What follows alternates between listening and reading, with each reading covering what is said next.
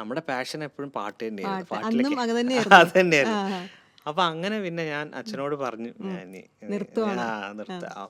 പക്ഷെ അന്നൊക്കെ കുറേ ആളുകൾ ഇങ്ങനെ ഈ ഉത്സവ സ്ഥലങ്ങളിലൊക്കെ കഥാപ്രസംഗം വിൻ ചെയ്തത് കൊണ്ട് ഓരോ വർഷം ഇന്റർ സോണിൽ കിട്ടുമ്പോഴും ഇങ്ങനെ വിളിക്കും, 1.5 മണിക്കൂർ കഥ. ഞാൻ പറയും നടക്കില്ല, 1.5 മണിക്കൂർ. ഞാൻ 15 മിനിറ്റിൽ പറയാം. ആ, അങ്ങനെ ഈ 15 മിനിറ്റിന്റെ കഥ അരമണിക്കൂറായിട്ട് വലിച്ചു നീട്ടിയിട്ടൊക്കെ പറഞ്ഞിട്ടുണ്ട്. അത് ശരി. ആ.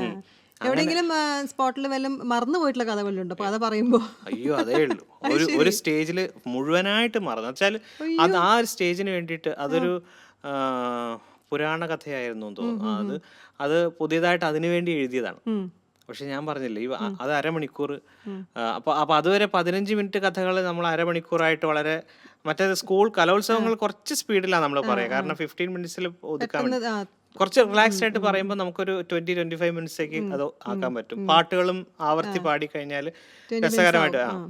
അതൊരു രസകരമായി പോവുകയും ചെയ്യും.